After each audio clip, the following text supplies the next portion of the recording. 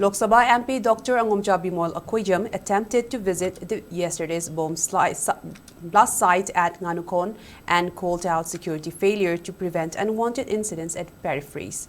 He was accompanied by PCC members Oinam Roman, Okayan and ex-INC candidate in Kumbi constituency, Dr. Kangembam Romesh.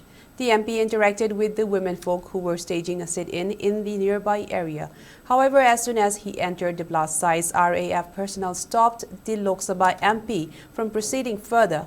Aggrieved by the act of the security personnel, Bimol apprised the RAF personnel and reminded about their duty to protect the civilians and act righteously. He also questioned how the so-called buffer zone is being maintained along the border between Meitei settlement and Kuki settlement.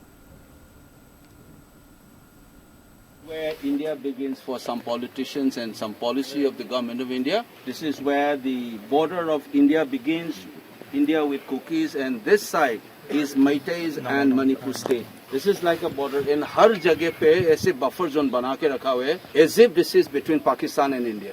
इस देश में काफी घटना हुआ, rights हुआ, Muslims और हिंदू के बीच में भी मारपीट बहुत हुआ है इस देश में, लेकिन इस तरह का बफर जोन किसी जगह पे नहीं बना. I show a shame of myself to sit in that house as a member of parliament. This is Manipur, where Manipur police works, where MP like me from Manipur can walk freely. Here I cannot walk freely, despite the huge presence of security forces. And the rest of the country can't sleep like this. The more people feel alienated and they take a decision, don't call people of Manipur as anti-India. You're working against the constitution itself. I'm a member of parliament. I cannot move freely this side. These are all our troops.